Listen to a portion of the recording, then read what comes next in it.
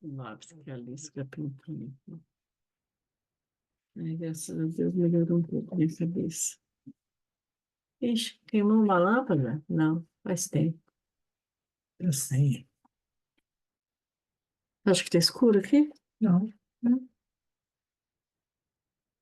Tô coçando. Tô achando meio esquisito aqui, viu? Onde? Ué, mas aí sempre teve um caroço, Tá bem. inchando. Tá inchando aqui. Será? Tá, ué. Pergunta pro médico se é normal. Não, então, tem É. gente que tá muito mais inchado, Ah, é? né? Então acontece isso. Não é Hum. estranho. Larga a mão. Opa! Aí sim. Pela Aí, ginastiquinha, vai. aí sim. Mas coça de verdade, né? Fica aí. Léo e Ana Lu Castro. Não sei quem que é essa Lu Castro.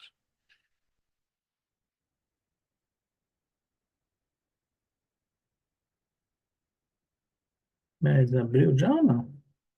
É, a sala tá aberta, o pastor falou. Acho que é ele hoje, Adriana. Essa aí foi lá no café com a gente, era muito legal.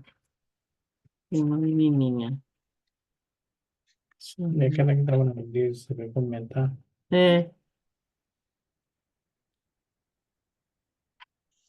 a Carol também foi, aquele que é gordinho, que é o menino Isaac. Léo e a Ana. Tô escondido.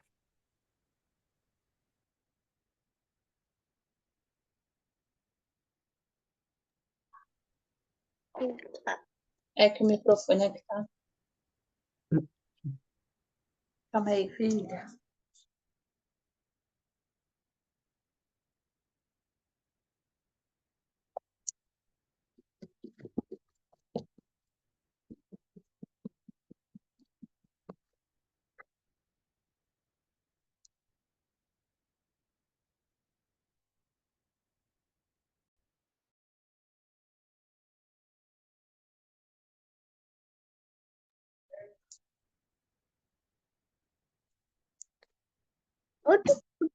Oi.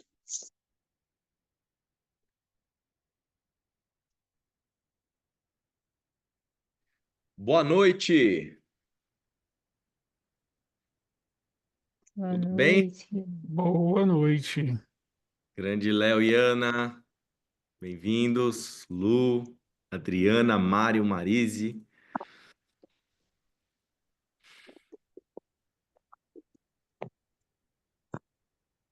Acho que é o meu microfone que tá ruim. Boa noite, gente. Boa noite. Errou. Tá na Boa área também? noite, tudo bem?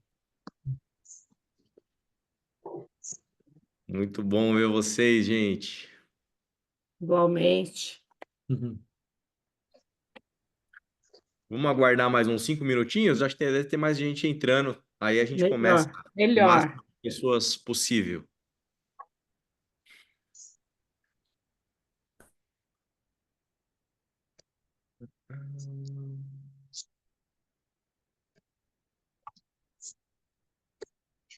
Ô, Lu, empresta o seu microfone?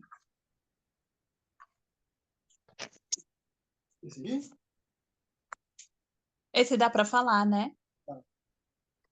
Porque esse... ruim. Eu acho que dá pra falar. Não, tem que ser pelo celular. Ah, é que esse daqui dá pra falar. Salve, Alex.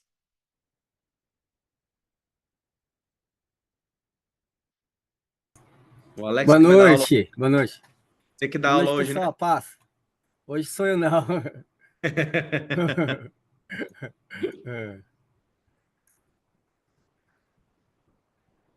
Eu Não dei fala um isso não, susto. pastor. O pessoal tá ansioso aí, ó. Te É, esperando. estão tirando de letra aí. Eu dei um susto domingo passado no João e no Rodrigo. A gente tinha marcado um café, acho que para semana que vem, lá para discutir um negócio de missão na igreja, né? Aí eu cheguei para eles assim, né? Eu falei: E aí, gente, vocês não foram lá no café? Tava lá esperando vocês? Nossa, mas os caras quase tiveram um infarto. Eu não para de fazer essas piadinhas assim. Assusta o povo. Salve, Cezão. Fala aí, André, beleza? Beleza, Alex? Beleza? Bom, Beleza aí, pessoal? Boa noite para todo mundo. Boa Boa noite, noite. Sérgio. Boa Boa noite. noite.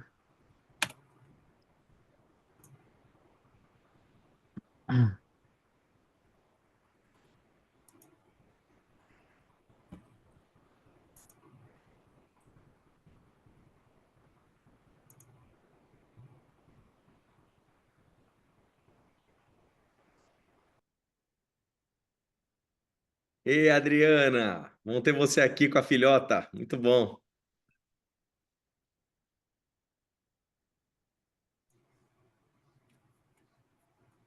Tá no mudo, tá?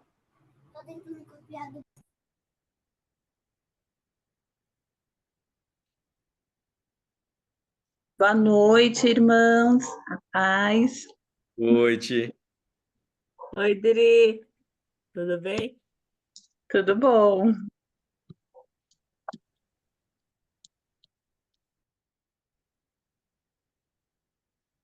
Paulinha na área. Paulinha do grupo da Italianada. Os italianos de Quitaúna.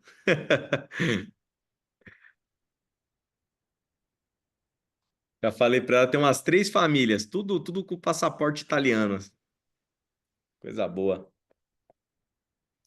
Daqui a pouco a gente vai fazer, hein, Alex, um culto em italiano. Pensou? Dá para fazer, né? E dá para fazer em Libras, dá para fazer trilingue, né? É, isso aí. ó, É. calma, Ti. Para de dançar aí, Ti. Tem que pular. Calma, calma.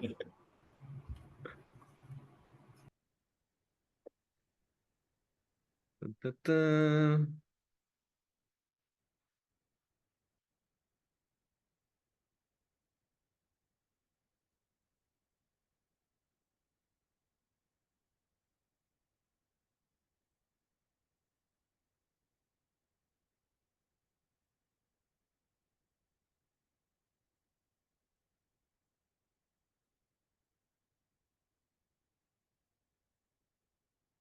Que turma boa, hein, gente? Que legal.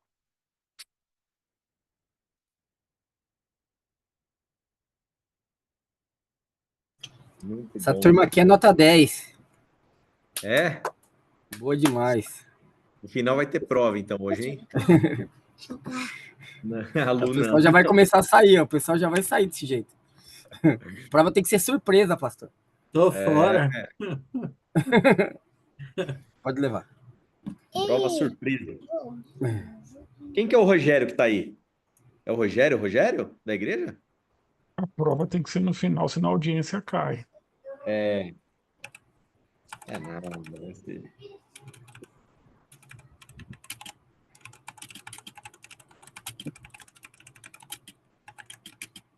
Vamos lá, gente, vamos começar?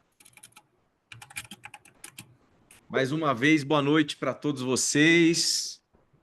Alegria muito grande poder ministrar essa aula aqui nessa noite, nesse curso tão bonito que a gente tem experimentado e vivenciado, né? Tenho certeza que você já está aproveitando bastante aí tudo que já foi ministrado, partilhado, compartilhado, e a gente vai seguir para mais uma etapa aí dessa busca por tentar encontrar Deus ali, para encontrar Deus nas Escrituras, né? Então, é um curso nosso que a gente está oferecendo, que é um curso sobre Bíblia, como vocês já perceberam, e a gente está buscando estudar a Bíblia de maneira séria, de maneira rigorosa, e extrair dela lições pertinentes e importantes para a nossa vida.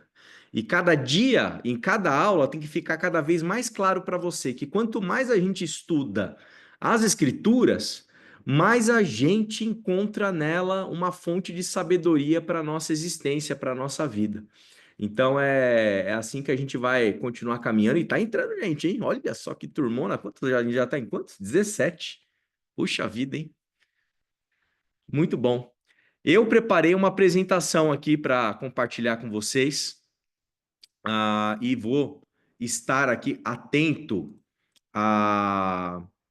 aos rostinhos de vocês aqui no meu Zoom, né? E se você quiser fazer pergunta, fique à vontade, quiser colocar coisa no chat, fique à vontade, e a gente vai dialogando, conversando ao longo do nosso tempo aqui. Embora a gente vai ter um momento específico lá mais para o final, em que a ideia é a gente ter uma reflexão em grupo mesmo, né? Então a ideia é que você participe, que você interaja e que a gente possa juntos aí refletir a respeito desse tema aqui. Êxodo, na história, Deus na história da libertação dos homens. É sobre isso que a gente vai falar, né, nessa noite. Claro que a gente não vai esmiuçar todo o relato do Êxodo, né? Teria muitos detalhes ali, a gente não tem tempo para isso, mas a gente vai olhar com atenção para essa história tão importante que está descrita ali nas Escrituras, que aparece em vários livros, inclusive da Bíblia, relatada de formas diferentes, salmista que às vezes resgata essa história, relembra, às vezes aparece dentro de trechos de livros proféticos, Isaías é um caso, e você com certeza conhece essa história, certamente você já ouviu na igreja, né, pregações, aulas, exposições, já deve ter assistido filme. Até a própria Disney tem lá o Príncipe do Egito, né? A história do Êxodo lá, né? Então é uma história muito conhecida para todos nós que estamos nessa tradição que a gente chama de judaico-cristã, né? Ou seja, o mundo ocidental é um mundo que está familiarizado com esse tipo de narrativa, com esse tipo de história que está contida ali nas páginas das Escrituras. E que história é essa? De que história a gente está falando? A história do povo hebreu que, um dado momento, se tornam escravos lá no Egito, sob o jugo pesado do faraó. Vocês se lembram da história, né? Eu vou relembrar aqui de maneira bem sintética, mas Abraão, Isaque e Jacó, né? Jacó, ele tem vários filhos, cada filho ali representa uma tribo de Israel, de maneira grosseira, né? Porque tem Levi, que daí Levi não tem terra, então ele não é exatamente uma tribo com terra, mas é um grupo que vai servir ali como sacerdotes, etc. Mas dentro desse grupo a gente tem o famoso José, né, que é um dos filhos do Jacó. E José, vocês conhecem a história, em dado momento há uma seca muito terrível ali dentro do ambiente. Aliás, antes, né? Ele tem uma briga, né? Uma contenda ali com seus irmãos. Ele acaba indo parar, né? Meio sendo vendido ali, né? Capturado e vai trabalhar como escravo lá no Egito. E debaixo da soberania divina, ele começa a se destacar ali e acaba sendo requerido pelo faraó da época para interpretar sonhos, e ele é usado por Deus para interpretar esses sonhos, e de alguém que estava sendo preso, estava sendo escravo ali numa situação bastante complicada, ele acaba virando o braço direito do faraó, do Egito. E ele tem a revelação através dos sonhos lá, a interpretação dos sonhos do faraó, em que ele é um instrumento para provisionar alimento numa seca muito duradoura, num momento de muita escassez ali no Egito. Aí nessa daí ele acaba protegendo os próprios irmãos, é uma história bonita, né? No final ele não se vinga desses irmãos, acaba ali amparando e cuidando deles. Bom, moral da história é que todos esses irmãos todos ali estão morando no Egito, com as suas famílias, esse clã aí, essa galera toda.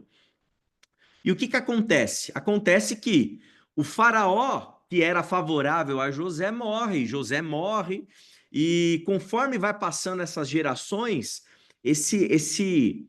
essa hospitalidade, digamos assim, dos egípcios ali para com o povo hebreu acaba diminuindo muito. E esse povo hebreu começa a se multiplicar.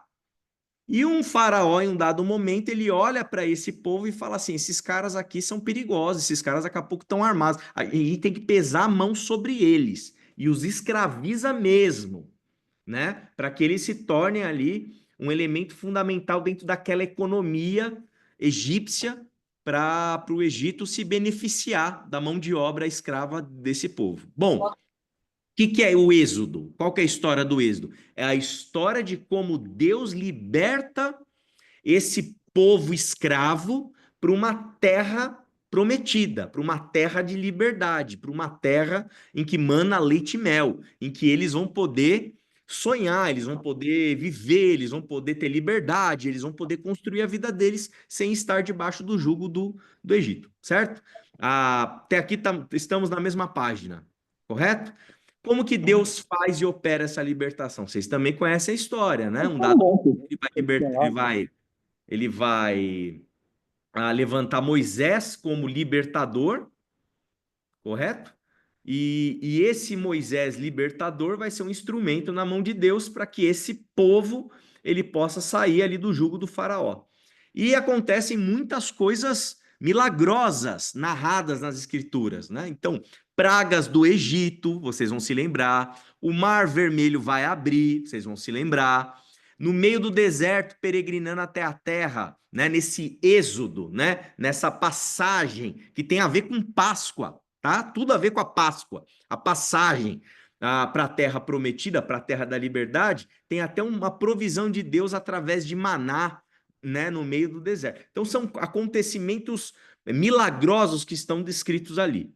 E a gente vai trabalhar um pouquinho alguns aspectos dessa narrativa e principalmente tentar pensar e extrair dela coisas potentes para a gente pensar a nossa espiritualidade.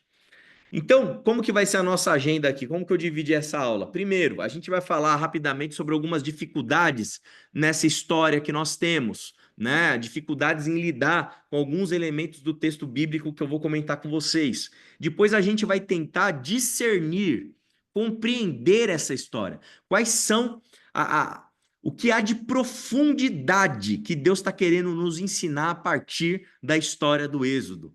E em terceiro lugar, a gente vai ter um tempo de reflexão em grupo aqui, com algumas questões, provocações que eu vou trazer para você poder participar da aula, tá certo? Então, esses são esses 3 passos que a gente vai dar nessa noite.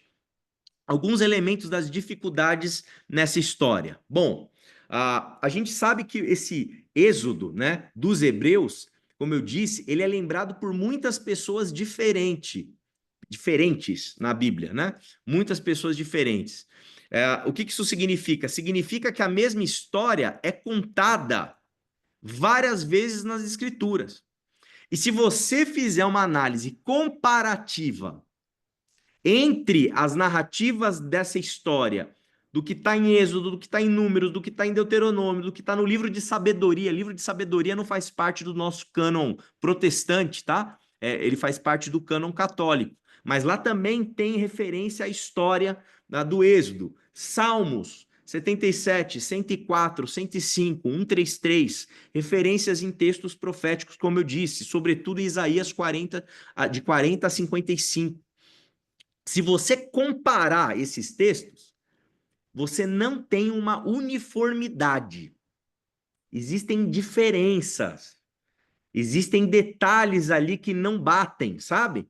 Por quê? Porque são várias pessoas diferentes contando o mesmo relato, né? Então, isso é importante da gente compreender. Os estudos bíblicos, né? O que são os estudos bíblicos? Quem estuda seriamente a Bíblia, pega a Bíblia e analisa ali, detalhe a detalhe, e faz análise comparativa. Eu vou dar um exemplo para vocês perceberem o que eu estou falando. A legislação que explica para o povo como que a Páscoa tem que ser, ela varia de livro para livro do próprio Pentateuco. Existem diferenças. E se você quiser falar assim, poxa, mas como que Deus explicou certo? O certo é esse ou o certo é aquele? Não é assim que funciona. Porque cada texto é escrito a partir de uma determinada tradição desse texto. Então a Bíblia, gente, não cai do céu assim, sabe? Deus manda a Bíblia como em forma de PDF, num download, a gente faz o download ali e tá tudo pronto. Não é assim que funciona. Tem toda uma complexidade de análise desses manuscritos, umas discussões técnicas, exegese, tem leitura do hebraico, enfim, tem muita coisa importante para a gente compreender aí. E eu acho que a coisa mais complicada para a gente, que está aqui hoje no século XXI, lendo essas histórias, e eu estou vendo um monte de gente, né? Um monte não, né? A Adriana, mas o Tiaguinho estava do lado do Alex. eu fico me perguntando assim, né? Como é que é para a cabeça da criança ouvir essas histórias, né? Eu vi até a história de um rapaz, né? A criança dele tinha ido na EBD da igreja, né? É um norte-americano, né? O menino foi criado numa família secular, né? Imagina, não tinha contato, familiaridade com as histórias bíblicas nem nada. Aí ele caiu de paraquedas a criança lá na escola bíblica dominical, aí contaram a história do Êxodo. Aí é o seguinte, ó, tem um povo, o povo tá fugindo desse faraó, o faraó tá indo atrás dele com o exército, o mar tá abrindo, o povo passa e Deus engole toda a galera dos egípcios lá no mar, tal, não sei o que, contou. O molequinho chegou no carro, desesperado. Papai, papai, papai, você não sabe o que os caras estão falando na igreja. Os caras estão contando uma história muito louca, a história de que um mar engoliu uma galera. E percebe? É chocante, assim, para a nossa mentalidade moderna, a nossa mentalidade científica, a nossa compreensão de mundo, olhar para esse tipo de relato e alguém contando isso de uma maneira radicalmente literal, em que tudo aconteceu exatamente como aparece lá no filme do Príncipe do Egito, isso dá um choque na gente. Então, do que eu estou falando? Estou falando das 10 pragas, né? São acontecimentos milagrosos, coisas que estão relatadas ali de um jeito absolutamente potente, grandioso, né? A questão da abertura do mar. A gente lê lá, a gente não consegue pensar numa outra possibilidade, né? O mar abriu de um jeito assim que fez parede de água gigantesca de quilômetros e engoliu todo mundo. A questão do maná, das cordinizes, né? Que são alimentos ali, carnes ali que são oferecidas ali, dadas para o pessoal no deserto, né? Maná que cai do céu, essa coisa toda, né? Então há uma certa estranheza para nossa cabeça, como eu estou dizendo, científica, que quer compreender as coisas com base na razão, para a gente olhar isso e fazer com que isso se encaixe, né? Então, essa é uma questão importante. E eu digo que é importante exatamente por quê? Porque quando a gente vai trabalhar um texto como esse, principalmente com criança, eu acho que é uma casca de banana, é uma armadilha muito grande a gente querer sustentar e ficar defendendo a literalidade das minúcias dos acontecimentos. Porque a história bíblica, ela como a gente vai ver já já, ela tem tantos sentidos importantes para a nossa vida hoje, tanta coisa importante para a gente extrair e brigar e discutir e enfatizar a literalidade dos acontecimentos históricos é uma casca de banana. Então, assim, como a gente pode pensar também na questão da baleia que engoliu o profeta Jonas, né? Engoliu mesmo, como que foi essa baleia? Foi baleia, foi peixe? Como que foi esse processo, né? Discutir a literalidade desse milagre, a gente perde de vista que tem a misericórdia de Deus aparecendo, tem a misericórdia de Deus sendo manifesta para um povo que jamais imaginou que a misericórdia ia chegar lá, tem um profeta teimoso que não quer compartilhar a graça de Deus com quem ele acha que não presta, tem tanta coisa, e aí a gente pode correr um risco de se perder nesse processo. Então, quero usar duas imagens aqui para explicar para vocês o que é a Bíblia. A Bíblia, gente, não é uma câmera fotográfica. Beleza? A câmera fotográfica, o que você faz com ela? Você bate uma foto e você registra exatamente aquilo que é. É ou não é? Certo? É isso que a gente faz com câmera fotográfica. O resultado da câmera é a fotografia do real, daquele tempo, daquele momento, daquela circunstância, né? Então, é isso que a câmera faz, né? Essa antigona e as mais recentes do celular, a função final é a mesma. Só que a gente tem também o raio-x. O raio-x. O raio-x, ele não fotografa aquilo que os nossos olhos veem. Quando a pessoa faz um raio-x no hospital, que imagem que ele vai trazer à tona para a gente? Ele vai trazer na chapa, né? Uma imagem que os nossos olhos não conseguem captar. Em outras palavras, o que eu estou dizendo para vocês é o seguinte: a Bíblia é o raio-x. A Bíblia não é uma câmera fotográfica. A Bíblia é o raio-x, em que o nosso olho comum está tentando enxergar algo que a gente não consegue ver. E a Bíblia vai ser o raio-x que vai trazer à tona justamente aquilo que os nossos olhos não conseguem captar. Eu vou explicar melhor para vocês isso. Então, a Bíblia é como os raios-x. O que isso significa? Que ela revela o que não pode ser visto a olho nu. Ela está mostrando para a gente aquilo que a gente não consegue discernir somente de maneira historiográfica. Do que eu estou falando? A presença atuante de Deus na história, e principalmente no passado. Então imagina assim, como que você com certeza tem um testemunho que Deus agiu na sua vida. Tenho certeza que muitos aqui teriam inúmeras histórias para contar. Como que você escreveria isso para uma pessoa para daqui 200 anos saber que Deus estava agindo na sua vida? Você percebe que se você fotografar a sua vida hoje, fotografar e mandar essa foto para daqui 200 anos para alguém ver, ela não vai conseguir enxergar Deus lá? Porque Deus não vai aparecer na foto. Concordam comigo? Deus não consegue aparecer na foto. Então você precisa trabalhar não como uma câmera fotográfica, mas como um raio-x. E aí, talvez, por exemplo, a Marise, que é uma poetisa, gosta de escrever poemas, ela pode fazer uma poesia, narrando poeticamente a presença de Deus na vida dela.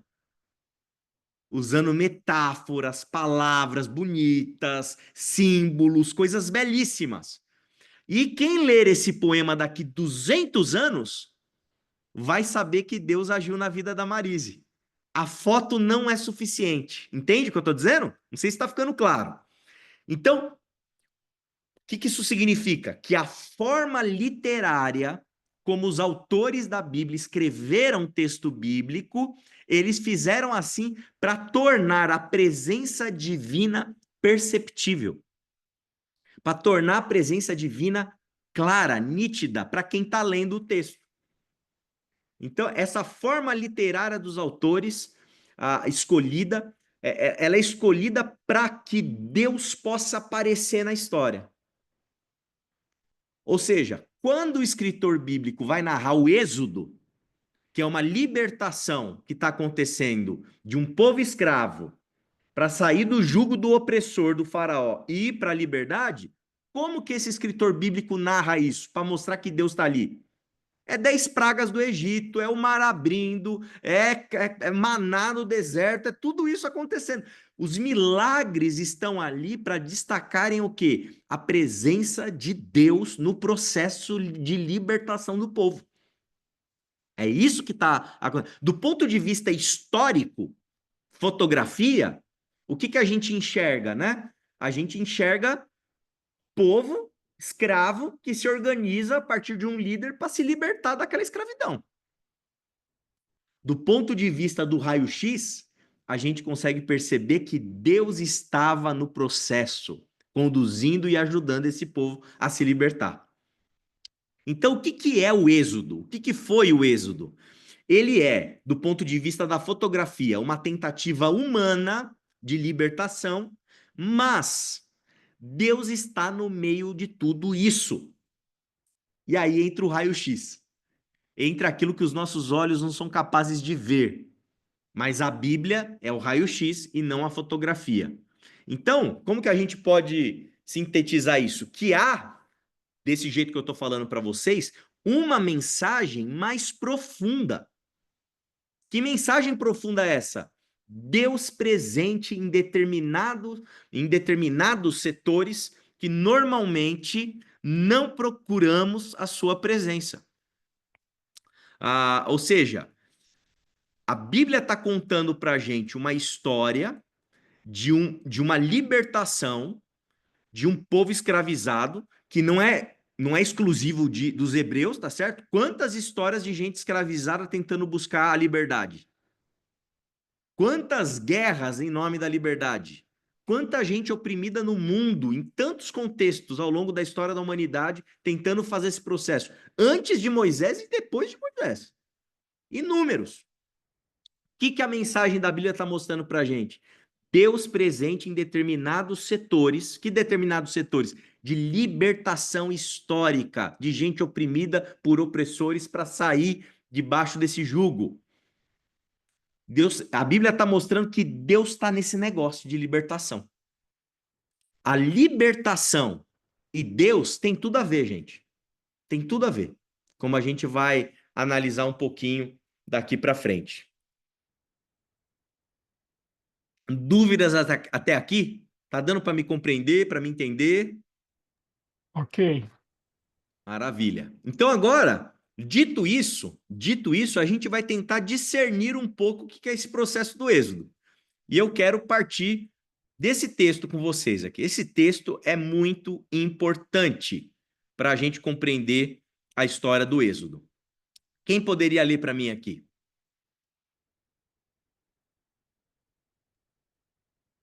Muito tempo depois, morreu o rei do Egito. Os israelitas gemiam e clamavam por causa da escravidão, e o seu grito de socorro subiu até Deus. Deus ouviu o gemido deles e lembrou-se da aliança que fizera com Abraão, Isaque e Jacó. Deus olhou para os israelitas e preocupou-se com eles. Show, Mari, obrigado. Então, o que está acontecendo aqui nesse texto? O que está sendo narrado aqui, né? Pelo narrador dessa história aqui. Que depois que esse rei do Egito morre, aquele lá que eu falei que vai se esquecer do pessoal, né? Vai morrer nesses reis, né? Esses faraós, e de repente o que acontece com o povo israelita? Eles são escravizados. Aí o texto diz que os israelitas, eles gemem, eles clamam por causa da escravidão. Eles passam a se conscientizar de que eles se tornaram escravos, de que a liberdade deles foi usurpada. E eles gritam por socorro. O grito de socorro do povo escravo chega a quem? Chega a Deus, sobe até Deus. Deus escuta essa oração, que é um grito, que é um gemido, e Deus se lembra da aliança que ele tinha feito com quem? Com Abraão, Isaque e Jacó. Jacó, que é o pai dos filhos, José, etc. e tal. E o que Deus faz? Deus olhou para os israelitas e preocupou-se com eles. Então, o que o texto está dizendo? Que Deus, gente, ele não é alguém que está lá em cima, numa rede eterna, na eternidade, balançando de um lado para o outro, sem se importar com o que está acontecendo aqui. Quando um povo, como o povo hebreu, grita por socorro porque está escravizado e está oprimido, quando Deus escuta essa oração, o que ele faz? Ele toma partido na história, ele entra na história para promover libertação para esse povo. É isso que está sendo narrado aqui, é isso que está acontecendo e é isso que a gente percebe em todo o livro ali do Êxodo. Então, Deus, gente, ele patrocina o projeto de libertação. Deus, ele banca esse projeto. Deus coloca esse projeto em ação. Deus, ele olha para a história, ele não fica inerte, ele não fica parado, ele não fica indiferente, ele se mete na história. E detalhe, né? O Rubem Alves vai ensinar para a gente, na tese de doutorado dele, muito famosa, lá de 1969, ele vai dizer para a gente que o que significa Deus patrocinar o projeto de libertação? Ele, como bom protestante, né, ele puxa a sardinha para o lado dos protestantes. Ele diz o quê? Que isso é graça. Graça. Quem faz a libertação e promove essa libertação é Deus. Porque se o homem sozinho colocar a cabo o projeto de libertação, ele corre o risco lá na frente de virar um próximo faraó, quando ele se tornar livre e começar a escravizar. Então, quem está comprometido de maneira santa, digamos assim, com essa libertação, em primeiro lugar, é Deus. Deus, pela graça dele. O que isso significa para a gente? Olha só, hein, gente? Onde quer que exista esforço sincero para libertar pessoas, tanto individualmente como coletivamente, o Deus libertador, que é o Deus que está se revelando nas Escrituras, está presente. Então, só aqui, ó, já estou dando uma pista aí lá para frente, hein? Não é só ficar discutindo a libertação do povo hebreu lá no Egito do faraó. Isso é uma fonte de sabedoria para a gente pensar outros processos de libertação no mundo, na história. Será que não tem nada para a gente buscar libertação hoje em dia? Quais são os tipos de escravidão que a gente pode se submeter hoje em dia? Então, esse Deus, o Deus da nossa fé, inspira a gente a pensar outros processos de libertação e entender que onde há esses processos, o Deus da libertação está presente também. Então, isso é importantíssimo. E detalhe, na medida em que o povo ele caminha rumo à liberdade, porque se você reparar na história, a libertação não vem assim, né? No instalar de dedos. Tem um processo, tem uma caminhada, tem um deserto, tem, sabe, tem esforço, tem dedicação, tem disciplina, tem lembrança, tem saudade do Egito, tem pisada na bola, tem, sabe, tem um monte de coisa acontecendo nesse processo. Então é uma estrada para a libertação, é um caminho, né, para a libertação, né? Na medida em que isso vai acontecendo, o que acontece com esse povo, com esses hebreus? Eles vão se tornando ao longo do tempo cada dia mais livres, eles vão se tornando cada dia mais responsáveis, eles vão se tornando cada dia mais sensíveis aos problemas humanos, eles vão se tornando cada dia mais conscientes, eles vão se tornando cada dia mais fraternos, eles vão se tornando e obtendo cada dia mais força e coragem para continuar, para vencer os obstáculos, para perseverar, para continuar confiando em Deus. Ou seja, o que a Bíblia está querendo dizer para a gente quando a gente lê essa história do Êxodo? Que o caminho rumo à liberdade é um processo. É um processo em que, enquanto a gente caminha no processo da libertação, Deus está nesse processo tratando nas nossas vidas, tratando na vida do povo, configurando esse povo para que de fato ele seja um povo de Deus. Então Deus está agindo em todo esse processo, em toda essa narrativa que está acontecendo ali no texto do Êxodo. E nós, conforme a gente vai fazendo o exercício de trazer para a gente tem que pensar, ora, quais são os meus desertos? Quais são os meus êxodos?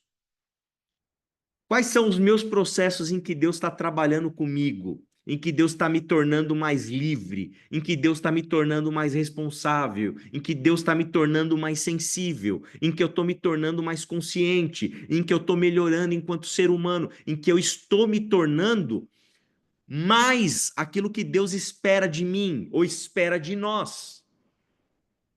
Então, é esse exercício que a Bíblia Sagrada está propondo para a gente. Essa provocação, ela está chegando, tentando chegar na nossa alma, é o raio-x.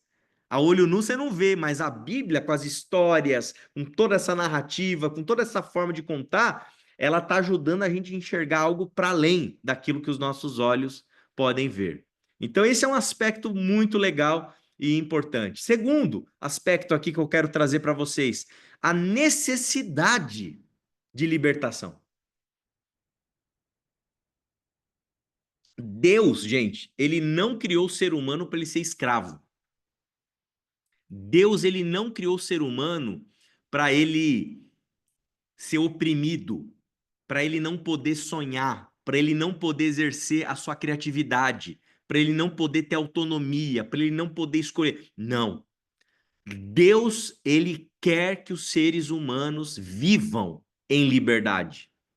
É isso que Deus quer. Então há uma necessidade. Só que olha que interessante.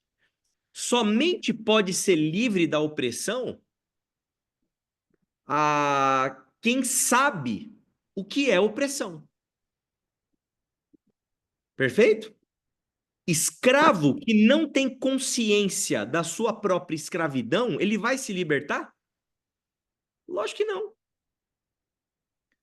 Eu não sei aqui quem tem a experiência de roça, né? Eu sei que a Marisa e o Ronaldo têm, talvez outros irmãos aqui tenham, né? Quando você cria os seus bichinhos lá, né, para preparar eles para um dado momento para o abate, eles não fazem uma rebelião para fugir de você, certo? Você vai lá, joga milho para a galinhada lá, a galinha come o milhinho e fica feliz, não fica? Ela não tem consciência que ela vai virar um ensopado. Ela não tem consciência de que ela vai virar uma canja. Ela não tem consciência de que ela vai virar um frango frito. Ela não tem consciência que ela vai virar, né? Que os ovinhos que ela vai botar, que aí vai virar omelete. Ela não tem o quê? Consciência. Ela não se conscientizou de que ela está presa num cativeiro, preparada para ser comida. Que ela não é uma galinha livre. Entenderam?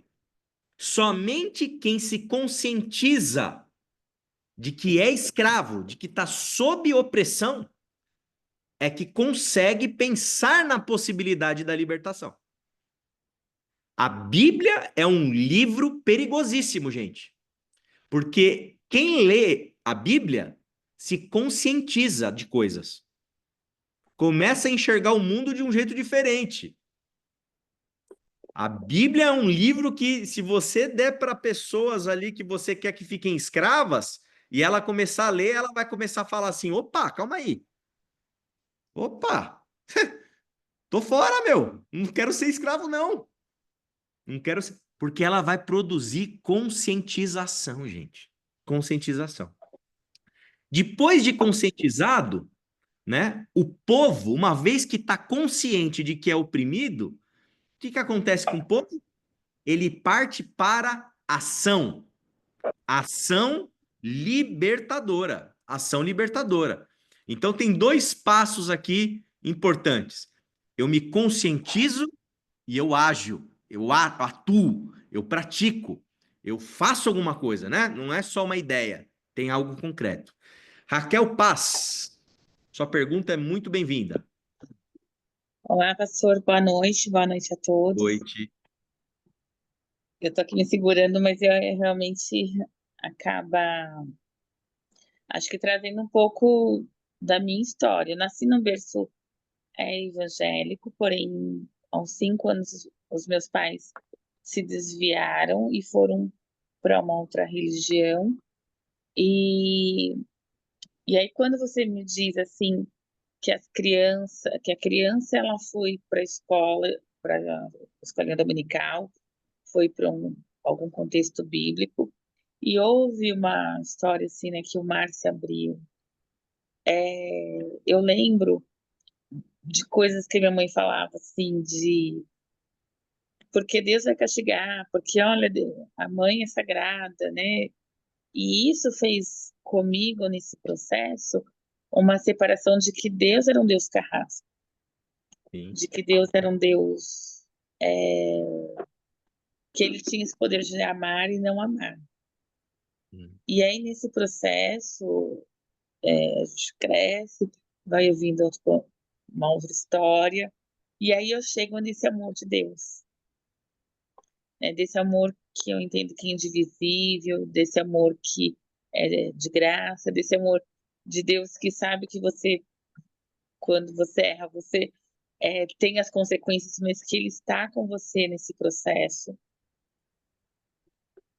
E aí eu chego também na escola dominical. Hoje eu não estou dando aula, não estou como voluntária, mas já vi muitas crianças também trazendo essa dificuldade, como Deus pode amar e como Deus pode não amar, né? Porque parece que eu entendo isso, que Deus ele criou todos nós, e aí a gente tem as nossas escolhas, e como Deus pode estar nesse processo até mesmo para salvar aquele que criou e que foi para um outro caminho. Eu não sei se estou indo, atravessando um pouco disso, mas dessa conscientização, porque eu,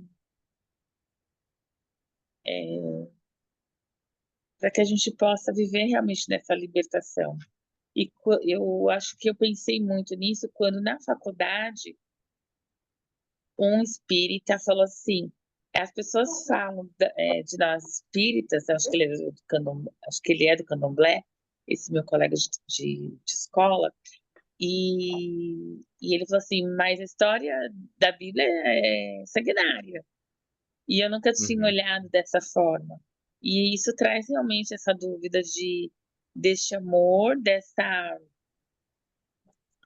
desse tratar com Deus. Não sei se eu estou sendo clara, se você conseguiu entender Sim, acho dessa que sim. minha dúvida que é do Acho que amor sim. e da guerra, né? Sim.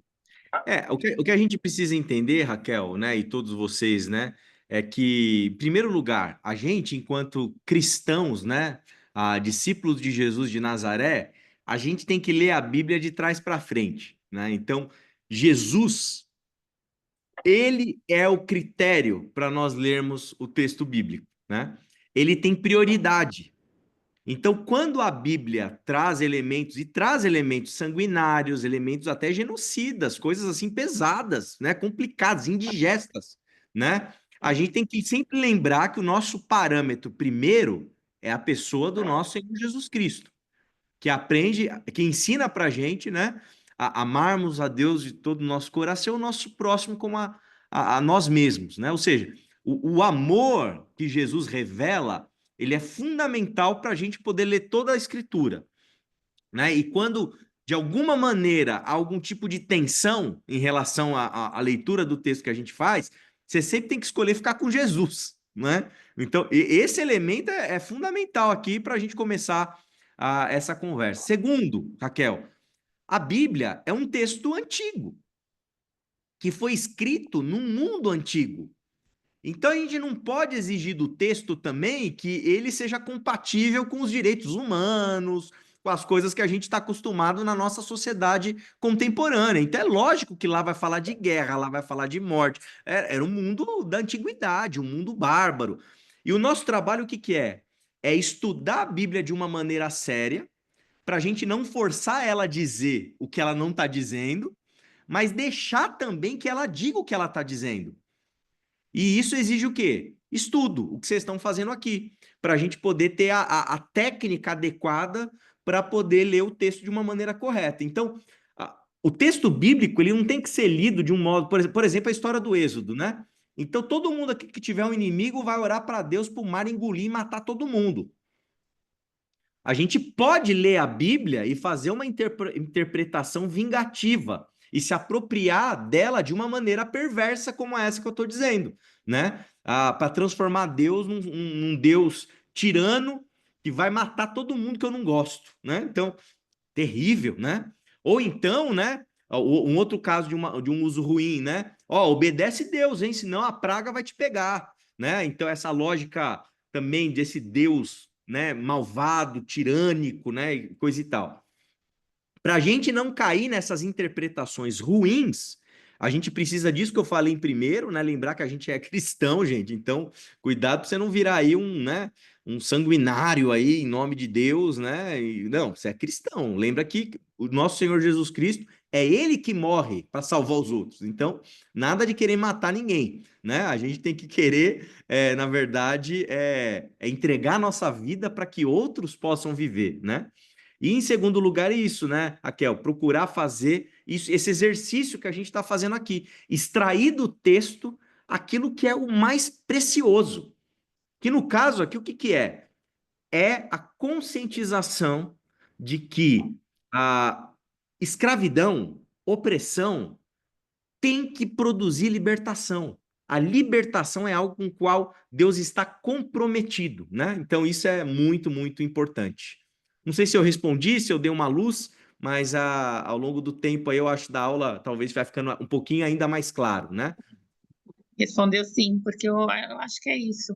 A gente, às vezes, deixa de viver nessa libertação e acaba se tornando religioso. E, claro, que eu não vou saindo matando ninguém, mas já que você não concordou comigo, Deus vai te castigar, né? É. Então, eu não preciso ser sanguinário, mas vai ser É, é, cobrado de é um, você.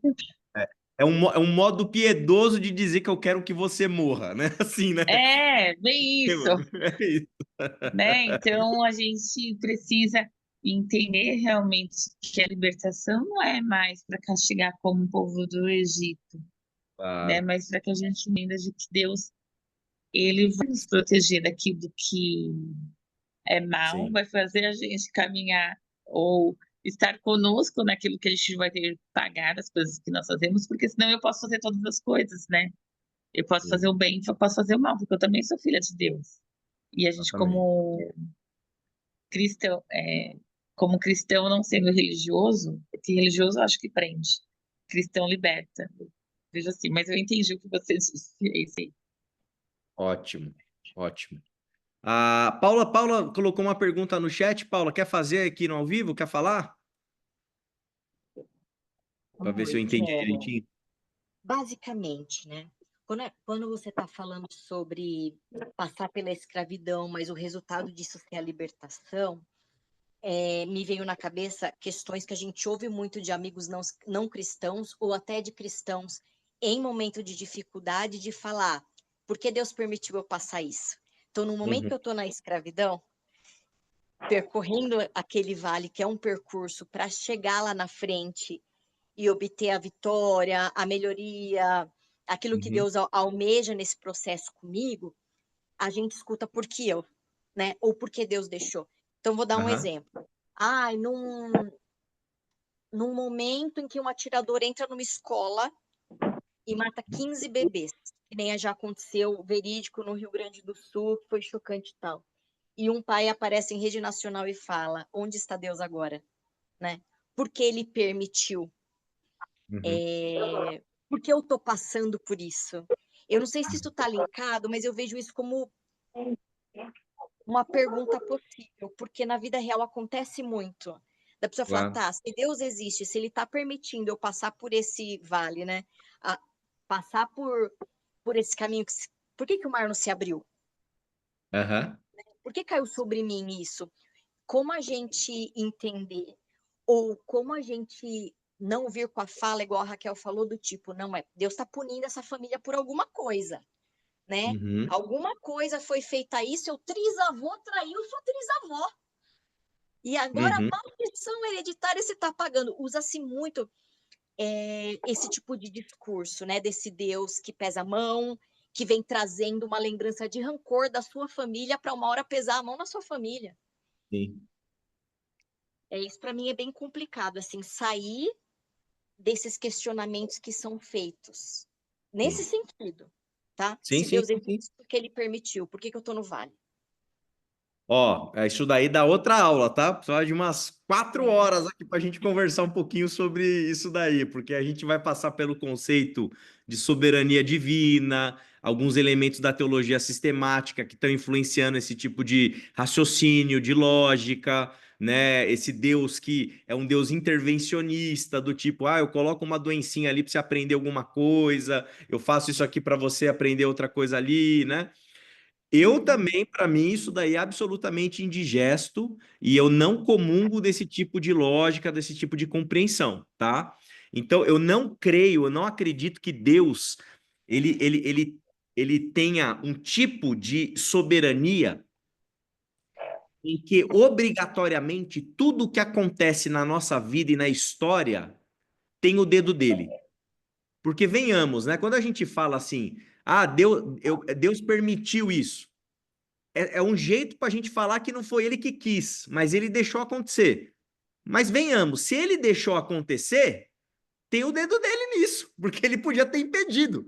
Entende o que eu estou dizendo? Então isso para mim é muito complicado. Tem muitos autores hoje em dia, teólogos também, teólogos do passado também, que entendem de outra maneira. Ou seja, a vida é um lugar que a gente vive e a gente se depara com inúmeras coisas que acontecem, Paula. Inúmeras. Na vida tem doença para todo mundo, na vida tem alegria para todo mundo, na vida tem choro, tem alegria, tem luto, tem opressão, tem libertação. Na vida tem tudo. A vida é a vida.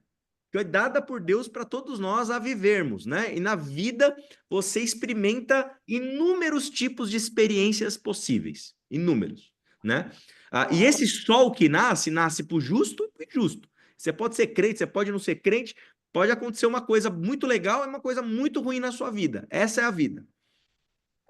As coisas ruins que acontecem, eu não creio que a gente está lidando com um Deus sádico que está lá em cima, determinando cada coisa ruim que vai acontecer para as pessoas, né? Eu creio que Deus, ele é um Deus que, apesar das coisas ruins que acontecem, apesar das decisões ruins que nós tomamos, apesar da liberdade humana que leva a humanidade para um buraco muitas vezes na história, ele é o Deus conosco. O Deus que atravessa vales de sombra da morte, o Deus que está com a gente quando a gente está enfermo, o Deus que está com a gente quando a gente chora por um luto terrível que a gente viveu, um Deus que está com a gente para ajudar a gente a transformar as coisas perversas que existem nesse mundo. Então Deus está com a gente. Porque é fácil, perceba bem, é fácil eu dar uma explicação, né?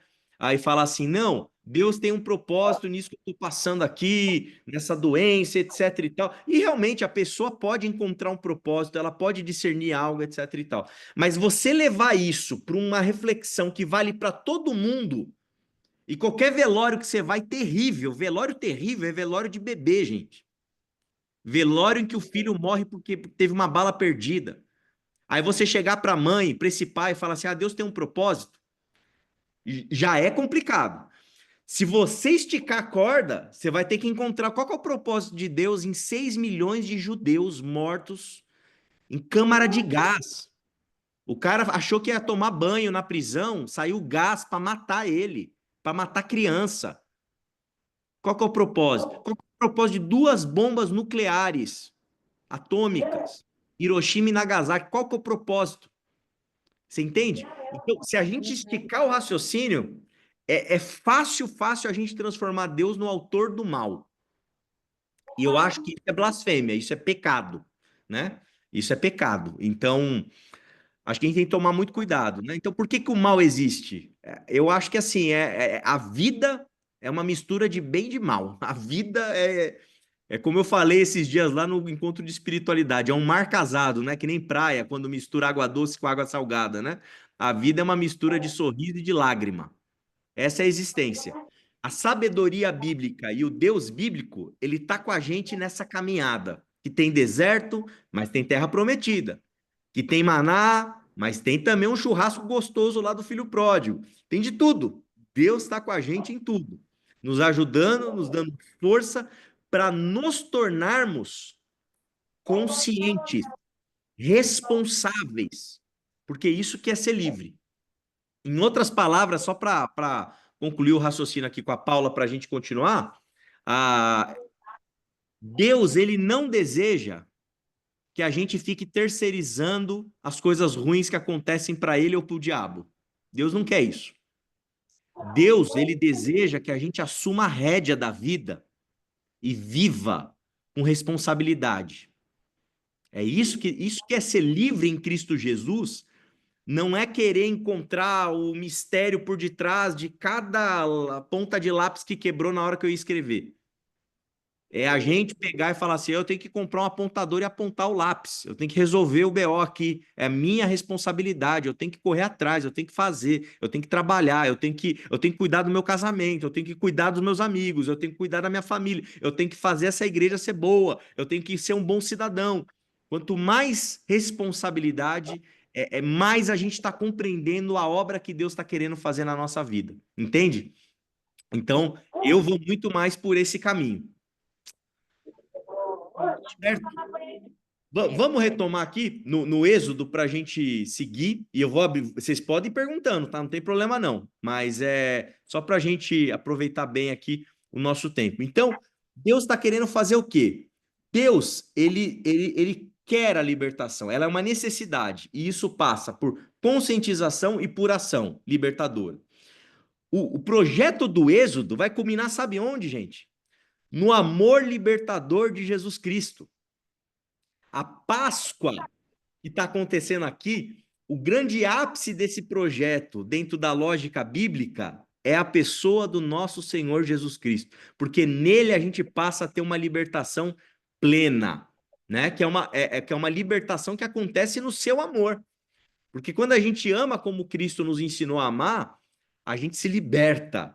A gente não vai mais tolerar, não vai ser mais possível que alguém me oprima, porque eu vou ser livre, né? Com toda a potência que a história bíblica nos mostra, né? Então, o contato com Deus, na medida em que eu experimento Deus, que Deus está próximo a mim, o que vai acontecer? Deus ele vai produzir no ser humano libertação, o anseio pela verdadeira liberdade, né? Isso é muito, muito bonito, porque quando o ser humano é feito à imagem e semelhança de Deus, ele não fez isso para que esse ser humano fosse aprisionado, fosse um ser humano amedrontado, acovardado, escravizado, oprimido. Que Deus quer fazer conforme ele entra em contato com a gente, é que a gente desfrute e experimente essa libertação verdadeira que a gente tem em Deus. Ou seja, a experiência de fé do povo hebreu nessa estrada da liberdade é a experiência de fé que eu e você somos convidados a partilhar, a vivenciar, a experimentar. Então, o óculos da nossa vida muda, gente, na medida em que a gente se aproxima de Deus. Porque agora eu sei que a minha vida é uma estrada de liberdade, é uma estrada para a liberdade. Ela está em rumo a essa libertação constantemente, né? E isso acontece várias e várias vezes na nossa vida, né? Ou seja, o que eu estou dizendo? Que a gente tem que aplicar o texto bíblico para a gente interpretando toda essa história do Êxodo como um modelo que nos ajuda no nosso itinerário espiritual. E isso vai ficar mais claro com os exemplos que eu quero partilhar com vocês agora na reflexão aqui em grupo, né? Eu vou tentar avançar para a gente poder abrir para um debate, para ouvir vocês bastante, para a gente conversar. Como que eu enxergo a vida com esse novo óculos, né? Óculos da fé. Com esses, né? Óculos é plural, esses novos óculos da fé. Como que a gente enxerga isso na nossa caminhada, na nossa vida, no nosso dia a dia? No esforço da libertação, no esforço para a gente se libertar de N coisas na existência, Deus vai se deixar encontrar, até hoje em dia. Lembra que eu falei que onde há liberdade, onde há libertação, onde há desejo por libertação, há o Deus libertador? Isso vai acontecer no nosso dia a dia. Onde? Quando eu venço as limitações pessoais pelo estudo. Sabe, gente que não teve acesso ao estudo, não teve acesso a uma boa formação, e por isso a vida ficou, sabe, travada. Mas essa pessoa, ela fala assim, não, eu vou me dedicar, eu vou retomar meus estudos, eu vou aprender a ler, eu vou me alfabetizar, eu vou começar a entender melhor as coisas. Essa jornada é uma jornada de libertação. E Deus está com você quando você vence as suas limitações pessoais pelo estudo. Deus está com você nessa jornada. Quando você tem que vencer um vício que te deprime. O alcoolismo, gente. Quantos e quantos irmãos e irmãs nossos são alcoólatras e estão passando por um processo já junto dos alcoólicos anônimos? Todo dia é um dia. E o cara vai ganhando aquelas medalhinhas, aquelas moedinhas, contando quantos dias ele está sem álcool. Isso daí, vencer um vício desse, é passar por um êxodo, é passar por um processo de libertação, e é ter consciência que Deus está com você nesse processo de vencer. Por exemplo, o alcoolismo, mas a gente poderia falar da dependência química, a gente poderia falar de tantas e tantas coisas que aprisionam pessoas na jornada. A compulsão por sexo, os adictos, né? Tem os narcóticos anônimos também, compulsão por jogo. Esse negócio das bets, gente, é um negócio maluco. Isso aí tá detonando a mente das pessoas, tornando pessoas viciadas. Elas estão gastando dinheiro que não tem nisso, tirando de filhos em casa para colocar em aposta. Então, isso aqui, gente, é um esforço por libertação e Deus está junto desses queridos nesse processo.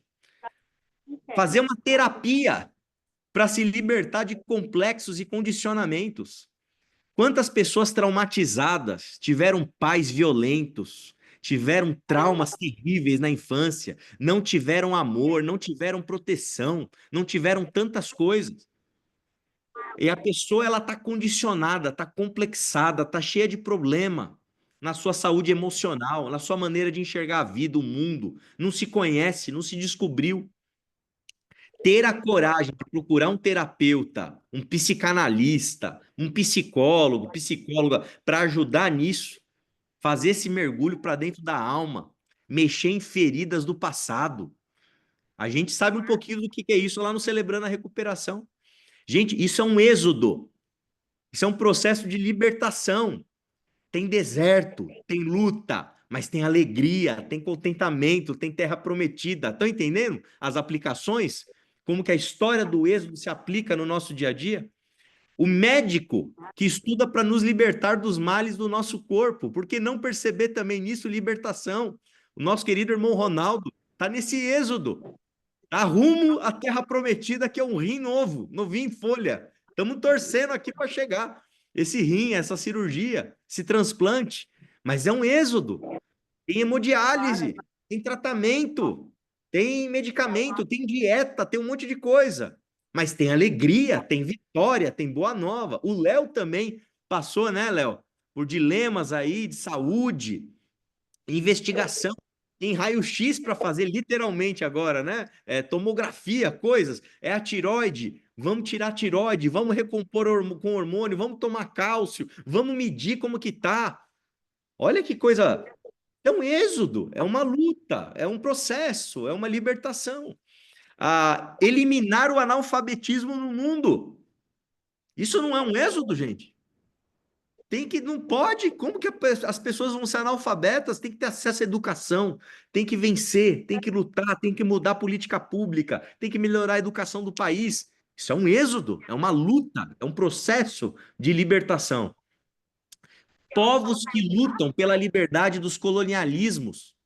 A gente poderia acrescentar até, né, o Carlos Masters, que é o biblista católico que está nos ajudando nessa reflexão toda aqui. Ele fala até de imperialismos. Quantos povos, gente, não lutam pela sua própria liberdade? Quanta gente não vive debaixo do jugo opressor de um outro povo? Isso na história da nossa humanidade, até no mundo contemporâneo. Quantas questões geopolíticas estão envolvidas de coisas que a gente não tem acesso, a gente nem sabe, lá na África. Nossa, lutas ali terríveis, né? Ali para povos se libertarem, né? Enfim, a própria América Latina, né? A gente tem tanta história de ditaduras na América Latina, né? Puxa, eu me lembro agora aqui das Mães da Praça de Maio. Sabe o que são as Mães da Praça de Maio? O movimento de mães argentinas em meio da ditadura militar, porque os seus filhos desapareceram na ditadura. Não pôde enterrar um filho. As mães se juntaram ali para protestar, para lutar, para conseguir os seus direitos, né? Enfim, trabalhadores, né, que lutam pelos seus direitos, certo? Isso também é um êxodo, é luta, é coisa que exige esforço. Eu não sei aqui quantos de vocês são CLTs, né? Mas se você é CLT e você tem garantido lá o seu 13º, você tem garantido suas férias, você tem garantido 1/3, você que é mulher, você pode sair, ter licença maternidade, você tem direito a amamentar teu filho, sair do trabalho para amamentar enquanto você estiver amamentando. O que é isso, gente? Isso é direito conquistado. São os trabalhadores que, ao longo das décadas, dos séculos, se mobilizaram para poder chegar para o empregador e falar: meu amigo, é o seguinte, não pode ficar esse negócio, não. Criança não pode trabalhar. tem que ter proteção. Olha o cara lá decepou a mão ali na máquina. Não pode isso. Mulher trabalhando com um trabalho pesado igual um homem. Que jornada é essa? 12 a 14 horas por dia. O que é isso, gente? Se a gente tem essas regras hoje que nos ajudam, é porque teve muito êxodo, teve muita luta, teve muito faraó para ser vencido nos processos. Defesa dos direitos humanos. Poxa vida, você pode até falar assim, nossa, mas não adianta nada uma declaração universal dos direitos humanos. Adianta sim, porque se você tem a declaração feita, você pode reivindicar, você pode denunciar, você pode pressionar. Agora, se você não tem nada, aí fica mais difícil, né?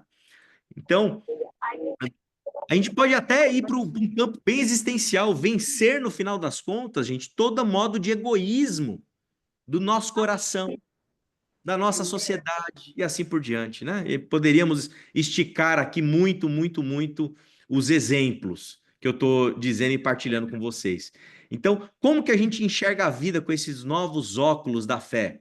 A gente enxerga assim, percebendo que existem muitos processos, muitos êxodos que a gente está experimentando, pode experimentar ou vai experimentar na nossa vida.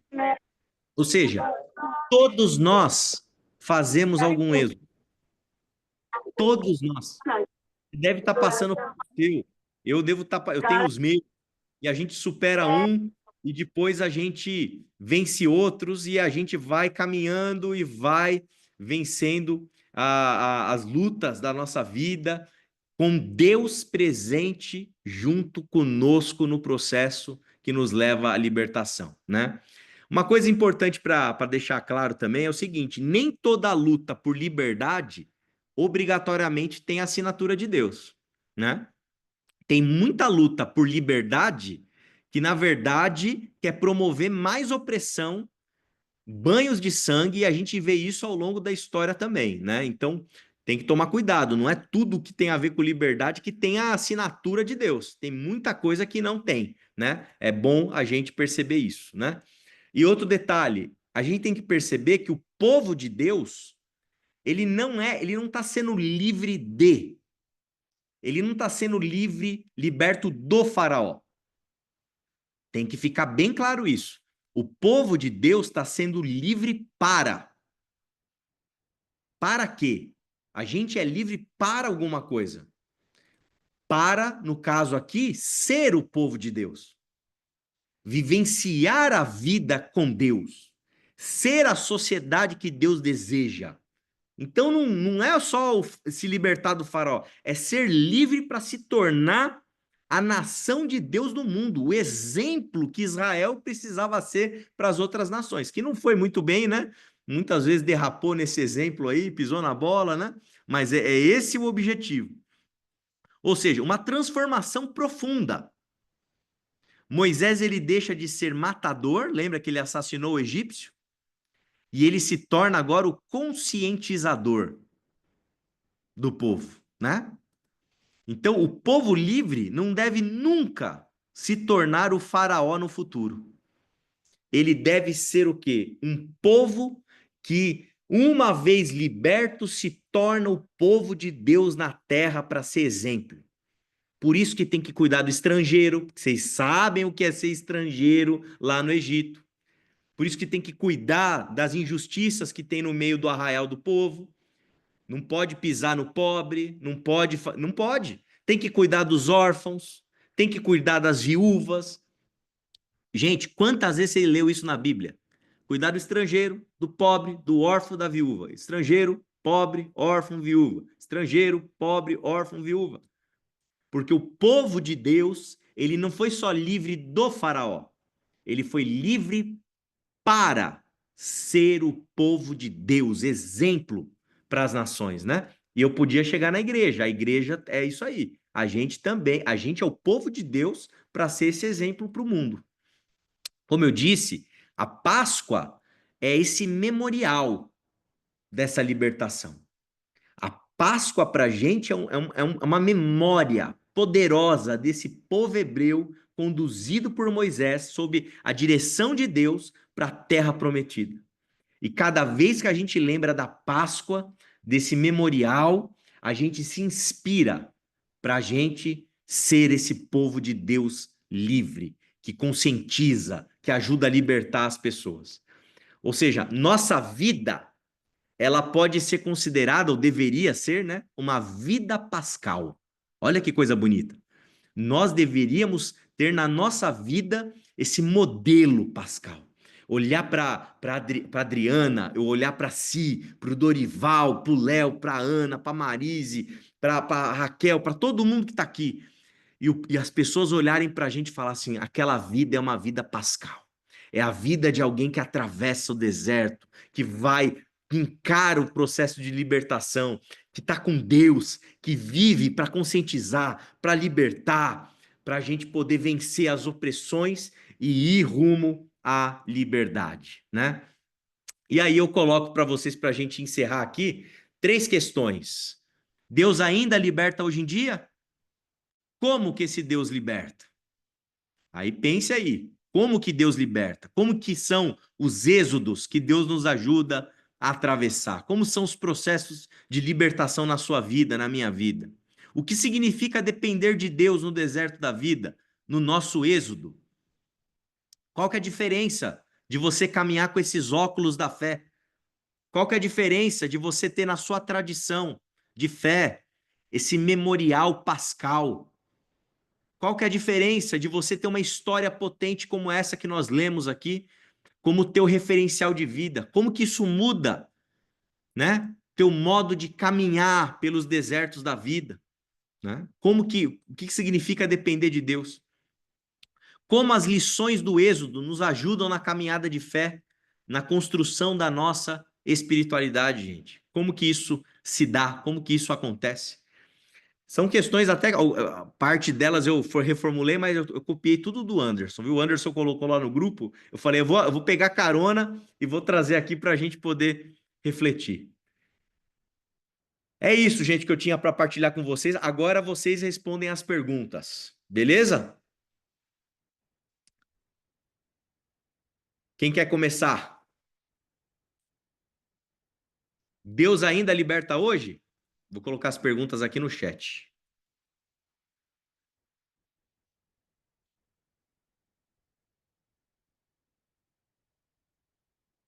Aqui, ó. Microfone é teu. Um por vez, hein?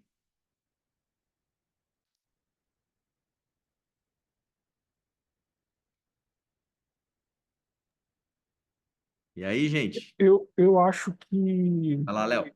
eu acho que você deu uma série de exemplos ali onde Deus pode libertar uma pessoa hoje e usou até o meu exemplo, né? E faz todo sentido porque eu passei aí, se não todos, a grande maioria sabe que eu passei por um período bem difícil na saúde e o fato, a condição, ou a forma com que Deus faz ou fez essa libertação foi no sentido de é óbvio que a gente vem em busca da cura e etc, e é o nosso desejo, enfim, mas Deus ajuda a gente a passar pelo êxodo ali, pela condição, pelo deserto, colocando no nosso caminho ali situações, pessoas que fazem a gente conseguir passar por isso, né? Então, pessoas que passaram por mim, médicos, profissionais técnicos, na própria comunidade da IBQ, enfim, pessoas que ao longo desse trajeto foi me ajudando a passar por isso, né? Uhum. A gente tem a expectativa de ficar bom logo, porque as notícias eram ruins, era um deserto muito grande, mas tudo é um processo. Então, sim, Deus liberta a gente ainda hoje em situações como essa e dentre várias outras que você citou e mais uma série que a gente pode colocar aí e, e, e dessa forma, né, de passar por esse deserto nessa condição, enfim, eu acho Sim. que é por aí. É isso aí, essa pessoa que está no caminho, esse profissional que você encontrou, esse acolhimento que você teve, esse abraço, tudo isso aí, sabe o que que é? É o mar abrindo, gente. É o maná chegando, entendeu? É praga do Egito para ajudar no processo de libertação, né?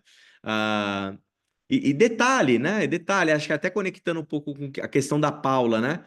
A gente nesse processo, a gente vai amadurecendo, a gente vai crescendo, a gente vai melhorando, a gente vai se aperfeiçoando.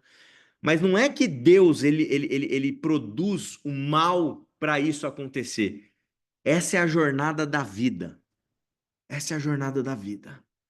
Se a gente tiver olhos atentos, os óculos da fé que eu sinalizei, essa jornada pascal, esse caminho de êxodo, a gente vai, pela misericórdia e graça do nosso bom Deus, a gente vai amadurecer, vai crescer, vai se tornar mais responsável, mais consciente, e a gente vai ser o mar que vai abrir na vida do outro, em outras circunstâncias, certamente. Muito Pastor, eu legal. acho que Minha querida. a gente passa pelo deserto, Deus se revela muito para a gente, né? Se revela, o caso do Rô também, como o pastor citou já, né? 3 câncer, e está esperando agora o transplante, né? Mas Deus se revela quando a gente está passando pelo deserto, e a gente passa, parece que a gente começa a confiar mais ainda em Deus, né? Quando está passando num deserto assim, eu acho, viu? Eu acho que passar do deserto é confiar em Deus também, né? Confiar totalmente, depender dele. Porque nós dependemos de Deus. É isso aí. Dúvida, sem dúvida. É isso aí, experimentar esse cuidado, né? Esse amor de Deus, essa misericórdia, essa é uma palavra muito importante na Bíblia hebraica, é lealdade, a lealdade de Deus, né? Ó, gente, óbvio, acho que vocês entenderam, né? Eu não tô falando que tudo vai ser mar de rosas, todo mundo vai conseguir. Não, não é assim que funciona. Mas é a certeza que a lealdade de Deus está contigo no processo.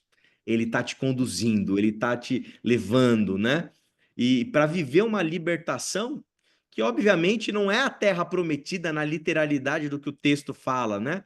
Mas é uma libertação interior, é a libertação que o ápice dela está na pessoa de Cristo. Nos liberta, sabe, do desejo de vingança, nos liberta do ressentimento, né? Eu sempre, quando eu penso assim, principalmente nessas lutas, esses êxodos, né, relacionados à enfermidade, eu me lembro muito da Beverly Clark. A Beverly Clark foi uma missionária norte-americana que, puxa, marcou muito minha vida. Ela era líder de adolescentes na igreja, né? Tenho muitas memórias boas dela. E eu me lembro que ela, assim como o Rô, ela enfrentou um câncer. E, puxa vida, que testemunho potente. Aquela mulher sempre ali, sabe? Dependendo da graça de Deus, lutando, batalhando, quimioterapia. Nossa! Mas ela sempre com um sorriso, sempre contente no Senhor. Porque a doença não tem poder de oprimir. Porque interiormente ela sabe em quem confiar, né? Ela tá segura, né? Isso é bonito demais. Paulinha, Posso, tinha aberto o posso falar? microfone. Opa, calma aí, Ju. Boa noite, É, irmãos. Ju, Boa depois noite, a Paula. pastor. O meu êxodo, aliás, meus tristes, né? Êxodo foi primeiro a minha depressão, que já faz uns anos que eu comecei com a depressão. Então, o êxodo aquela sensação ruim, aquele mal-estar, aquela sensação de morte, sabe? Além de tudo, é uma dor que você sente e uma dor de ver muitas pessoas evangélicos falarem com você como se você tivesse doido. Então, você tem, além do êxodo da enfermidade, porque a depressão é uma enfermidade que é comprovada pelos médicos, tudo, é uma enfermidade que ou ela acaba, ou você é curada dessa enfermidade, ou você convive com ela. Então, o meu êxodo, no caso da depressão, foi Deus mesmo, sabe? E eu contando também com as orações, com o apoio, sabe? Assim, da minha família, de alguns irmãos. Uhum. Então foi isso assim, e eu também fui entregando cada dia mais na mão de Deus, e aí eu comecei a sentir aquele alívio, que eu sempre orei a Deus e falei, pedi para Ele me dar aquele alívio que só Ele pode dar, né? Então eu fui vencendo assim. Hoje ainda tomo remédio, faço tratamento, mas eu consigo viver bem. Então, assim, para mim, o meu êxodo está parado, porque Deus barrou ele, sabe? Esse meu êxodo da depressão. E o meu outro êxodo foi a perda do Ezequiel, né? Que isso me afetou muito pelo nosso relacionamento. Então, até hoje, eu sinto dor, mas também, como eu digo, eu fiquei muito abatida, eu sofri muito, ainda sofro, mas agora esse meu êxodo, assim, foi Deus também que foi, sabe? Foi acalmando meu coração, e muitas vezes eu sentia como se Deus estivesse falando no meu coração, na minha mente. Hoje, ainda às vezes, assim, quando eu estou meia pensativa, é como se Deus falasse comigo. Aí, então, Deus me dá um alívio, até já falei para o pastor, é um tipo de sensação assim diferente, sabe? De relaxamento que só Deus mesmo pode dar. Então, quando eu não estou muito bem, eu suspiro de uma maneira diferente, que foi uma maneira que Deus colocou em mim, e depois desses suspiros seguidos, eu começo a sentir um alívio. Então, esse alívio também é de Deus. É Deus que me ajudou a atravessar por esse deserto, sabe? Por todo esse êxodo. Então, Deus é que sempre esteve comigo, está comigo em todo momento. E eu creio que é isso mesmo. Se não for Deus, com a sua misericórdia, seu amor por nós, a gente não consegue, sabe? Por mais que outras pessoas nos abracem, tudo, que o abraço é muito bom, faz a gente sentir muito bem também, mas Deus é acima de todas as coisas. É isso, pastor. Bonito, Ju, bonito. Isso aí, dois exemplos, né? Muito, muito bonitos, né? A questão da depressão e a questão do luto. Percebam que nas duas coisas para a libertação acontecer, certamente a Ju procurou psiquiatra, a Ju procurou Sim, medicamento, a Ju procurou acolhimento da comunidade, de amigos, de sim, parentes, familiares para verdade. lidar com o luto, etc e tal. E na jornada de libertação, quem que é o Deus libertador? É Nosso Deus, é Jesus, é nosso Deus. Pai. E ele aparece, se manifesta e vai dando esse maná ao longo da jornada dos desertos aí, né, Ju? É Que verdade, é isso mesmo. Tá bom, e aí é o obrigada. ruim, e aí como a Ju falou, né? E às vezes você encontra uns faraós no meio do caminho aí, né? Que não quer Encontro. deixar você se libertar, né? É Cara, você não verdade. quer, você não tem fé, Ju? Que não sei o quê, você tá É, louca, né? Coisa é, do preconceito em relação à hum, doença. é Mas verdade. Deus é maior do que esse preconceito. E Deus Verdade. né, vai cuidando. É isso mesmo. Verdade, Muito pastor. bom. Obrigada, hein? Paulinha, querida, diga. Eu ia comentar que pela jornada é importante a gente perceber nas pequenas coisas em que Deus atua para se manter firme, né? Fala-se muito no mundo corporativo em baby steps, né? Porque às vezes para você chegar no final de uma jornada grande, você tem que ter seus checkpoints ali no caminho, né? Sim. Acho que todo mundo passou por vale nessa vida. Quem nunca passou, né? Uns maiores, uns menores. E eu geralmente vejo Deus na natureza. É uma forma, por exemplo, de eu escutar assim um passarinho. Calma, sabe? Não atravessei todo o vale. Eu não recebi a cura total desse problema que eu tô passando, mas Deus está comigo e eu procuro ver nas pequenas coisas, sabe? Quando chega um filho e fala, mamãe, te amo, você fala, é Deus mostrando que ele tá comigo, né? É um passarinho cantando, Deus continua comigo. Para chegar lá, né? Porque senão no meio do caminho realmente a gente despenca e às vezes no vale está, no vale fica e não sai do vale nunca mais. Se a gente não tiver essa fé e uma coisa contínua de entender que nas pequenas coisas Deus está ali, né? É isso aí.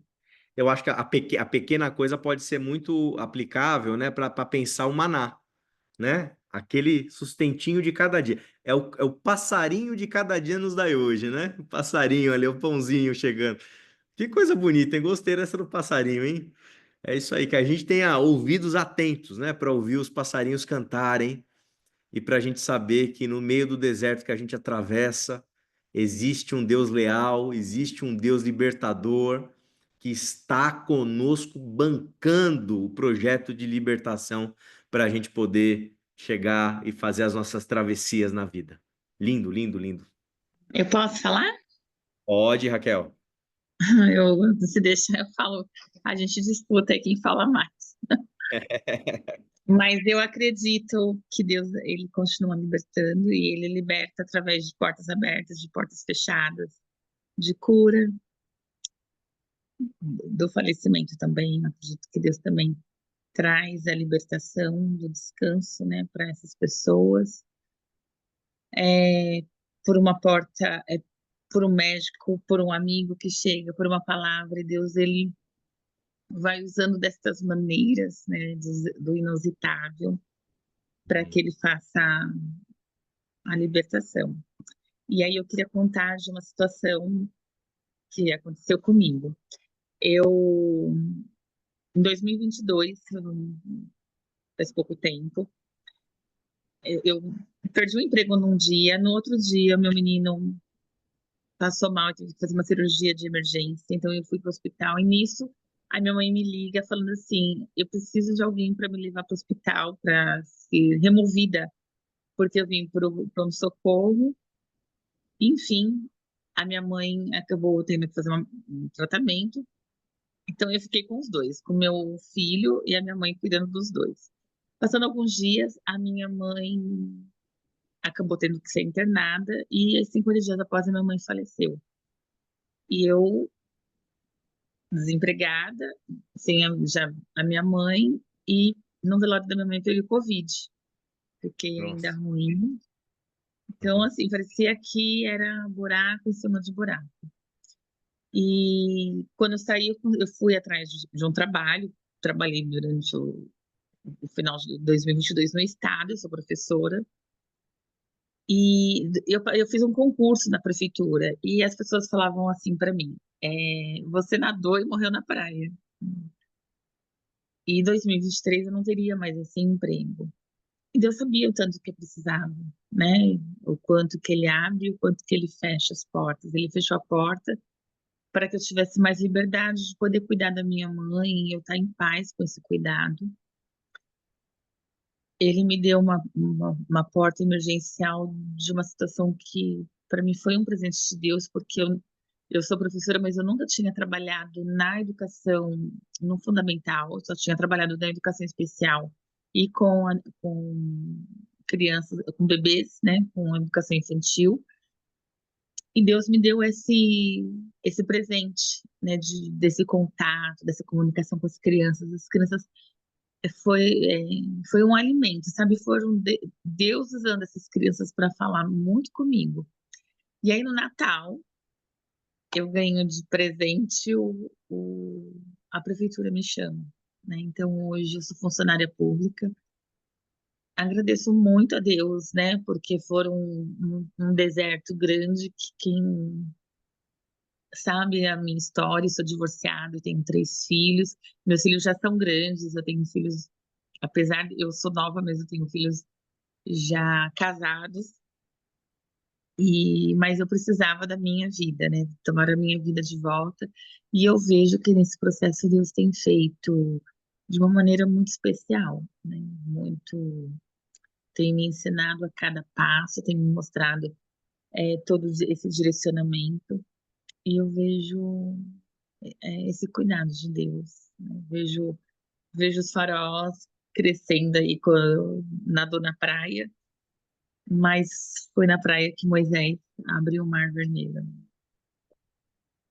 Pela direção de Deus. É isso que tem acontecido com a minha vida. Poxa, testemunho bonito, né? De confiança, de muito passarinho cantando no meio dessa jornada, né, minha irmã? E, Às nossa, vezes o urubu, oi?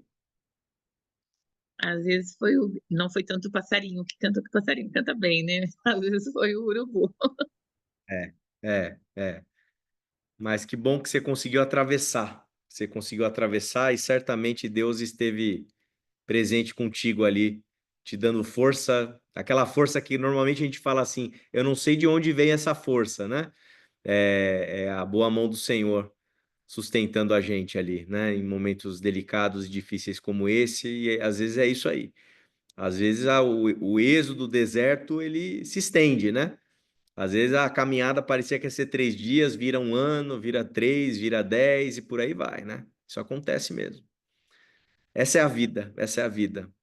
Mas a gente, com Deus, a gente consegue ir pelos olhos da fé e a gente vence, supera e a boa mão do Senhor vai nos sustentando. Eu vejo esse amor de Deus. Esses dias conversando com um vizinho, ele pegou e falou assim: minha mãe tá acamada, mas assim, né, eu tenho ela ali.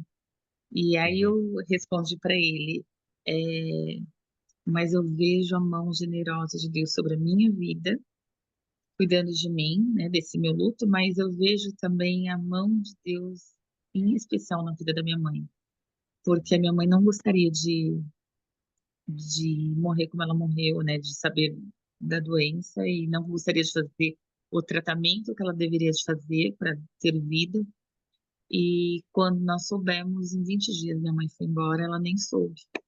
Então eu vejo a generosidade de Deus também nesse cuidado com ela. Foi assim, dói pra gente, né? Claro, Mas claro. com a minha mãe foi um êxodo também, um libertador para mim, para a vida da minha mãe também.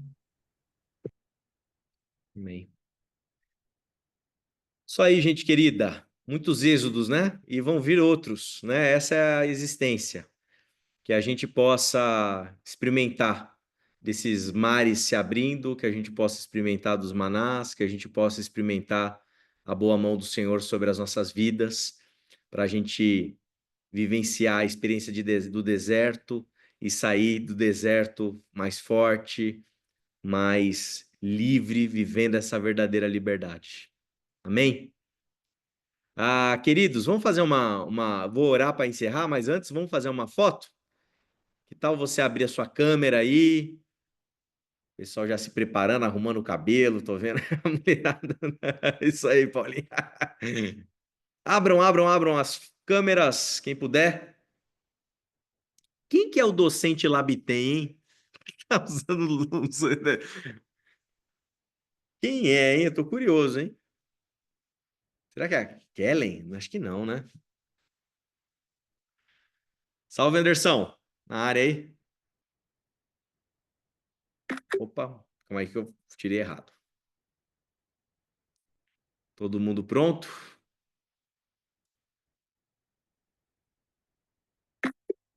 Aí, registrado. Gente, que alegria te encontrar aqui, hein? Um monte de gente nova, diferente, a Mauri aí, ó. Tem uma galera que eu não conhecia, né? A própria Raquel, né? Que coisa boa encontrar vocês aqui, a turma da IBQ. Sempre muito bom. Vamos orar para a gente encerrar essa noite lindíssima? Oremos. Pai querido, Pai de amor, obrigado. Obrigado porque a gente tem um texto tão lindo para a gente poder ter como referencial da nossa vida, fonte de sabedoria para a nossa jornada e caminhada, Pai. Que o Senhor nos ajude nas travessias que a gente tem que fazer, que o Senhor se faça presente ali em meio aos desertos da vida, que possamos experimentar da tua liberdade dia após dia, Pai. Experimentar a vida livre que nós temos no Senhor. Nos ajuda, Senhor, a encontrarmos força para colocarmos a mão em cada processo de libertação nosso ou dos outros e que a gente possa contribuir para que pessoas queridas, os povos, possam experimentar da vida em uma terra livre que o Senhor tem para cada um de nós. Obrigado por essa noite, pelos testemunhos, por aquilo que o Senhor continua a fazer no mundo, na história e na vida de todos nós, Pai. Com gratidão, nós oramos em nome de Jesus. Amém. Amém. Um beijo no coração de vocês, viu? Um beijo. Boa Aí. noite. Terça que vem tem mais, hein? E a aula vai gravada, vai logo mais aí, domingo, 16 horas, ela vai pro YouTube. Valeu, gente. Maravilha. Valeu. Boa noite. Boa noite. Valeu. Fiquem com Boa Deus. noite. Fiquem Boa com noite, Deus. pessoal. Boa noite. Tchau, Amém. tchau. Boa noite. Tchau, tchau.